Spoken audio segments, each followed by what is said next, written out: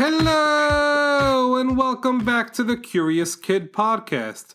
This week, we are going to go back in time to learn more about something that happened a long time ago. So it's time to dust off your time machines so we can travel all the way back to the year 1912, which was 109 years ago. Double mailbag! Double mailbag! Hi, Jacob and Olivia. Hello from Cedar Grove, New Jersey. My name is Adelyn. I am 9 years old, and I have a 6-year-old brother named Archie. We love listening to your podcast. My dad plays it while we do laundry. Believe me, it makes us want to do laundry. I want to make a suggestion for you to get curious about the Titanic. I have read books on it, and I hope to learn more. We hope you use it in an episode. Wow, that's a fantastic email. Learning more about the Titanic is an awesome idea. Did you catch what else Adelyn told us in that email? Sure.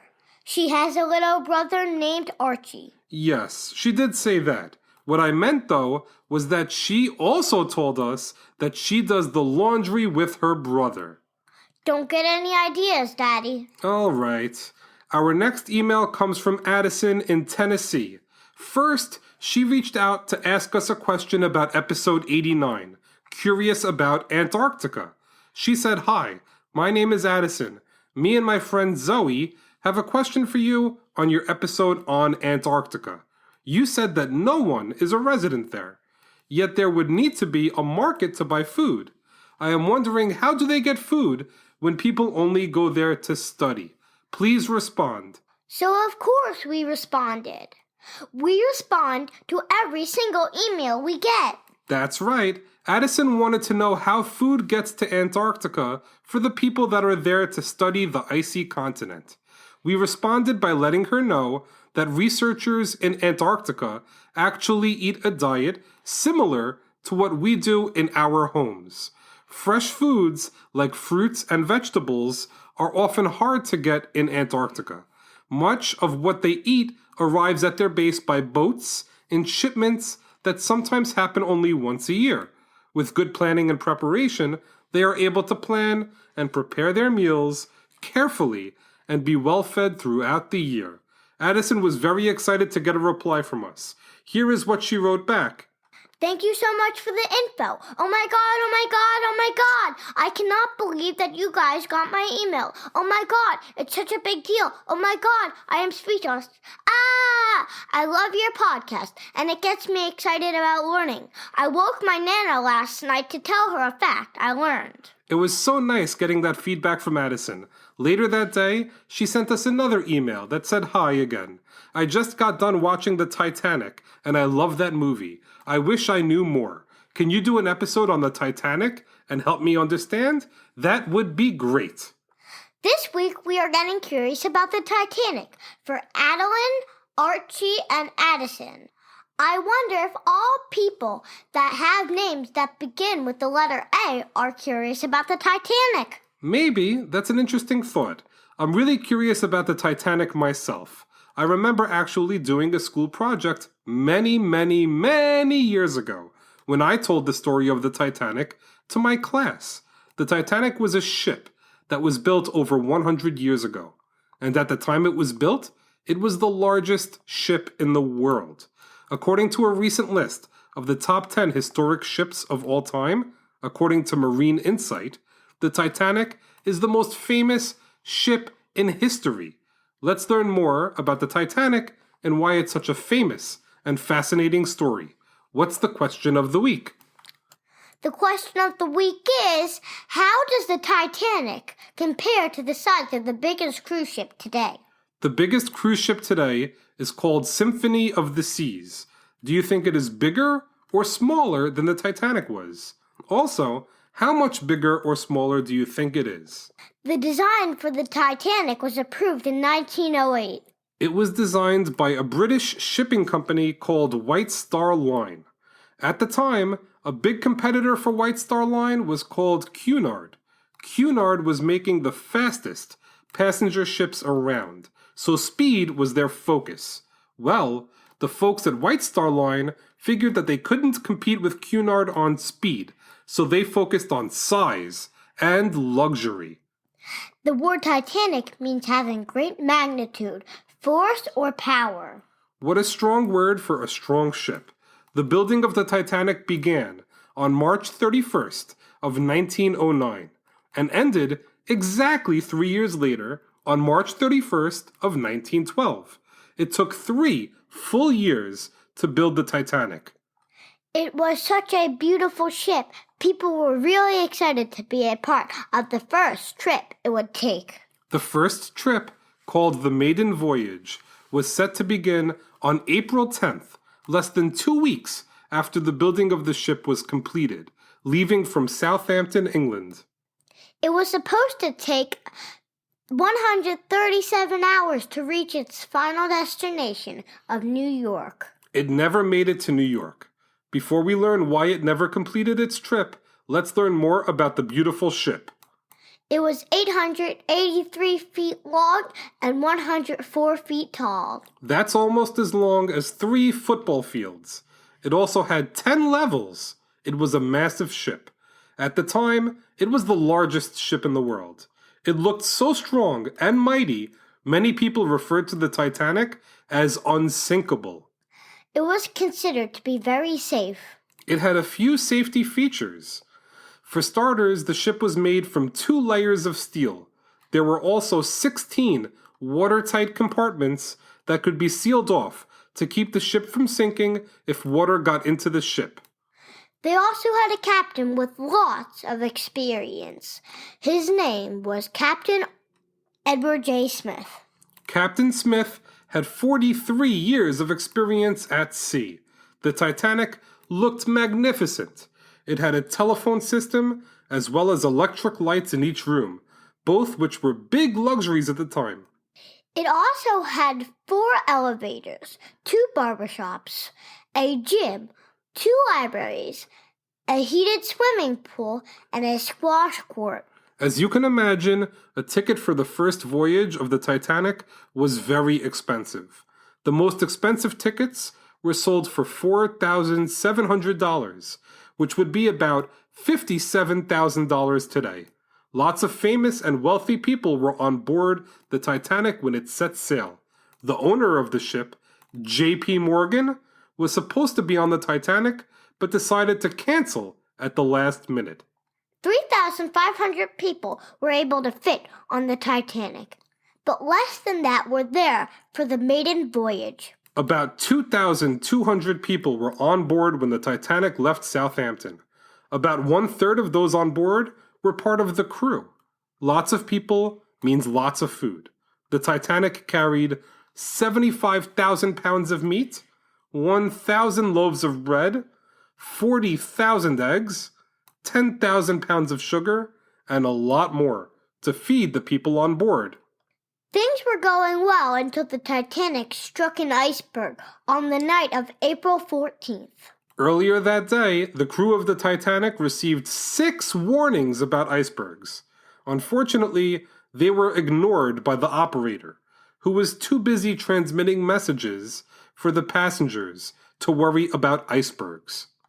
The conditions made it difficult for the crew to see ahead of the ship. It was dark out at 11:40 p.m., just 20 minutes from midnight. It was a moonless night, and the water was very still. The Titanic was traveling at a very fast speed. The max speed was 23 knots, and the Titanic was traveling just shy of that at 22.5 knots. Just before hitting the iceberg, a lookout spotted the iceberg ahead. That's when a bad decision was made.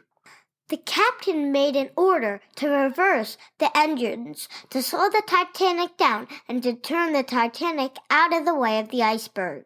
The problem with turning something as large as the Titanic is that it can't turn as sharply if it is moving slowly. It slowed down and started to turn, but was not able to avoid the iceberg. If the Titanic had maintained its speed and turned, it's likely that it would have avoided the iceberg. The iceberg pierced a hole into the hull of the Titanic that was over 220 feet long. A small part of that hole, just about the size of a refrigerator, is what allowed water to enter the Titanic. Do you remember those 16 watertight compartments in the Titanic that were there for safety? Well, the Titanic could have avoided sinking if 4 or less of those compartments flooded. After striking the iceberg, 5 compartments flooded. There weren't enough lifeboats on board for all the passengers. The law required a ship as big as the Titanic to have 962 lifeboat seats. The Titanic met that requirement and then some, with 1,178 lifeboat seats. The only problem was that there were more than 2,200 people on the Titanic that night, so there were only about half of the lifeboats that would have been needed for everyone. And the lifeboats were not even used correctly. As you can imagine, the people on board the Titanic were panicking. Many people were not knowledgeable on the best use of lifeboats. Today, if you board a cruise ship, you will have to attend what's called a muster drill. A muster drill teaches everyone on board what to do in the case of an emergency. Back in 1912, this wasn't necessary.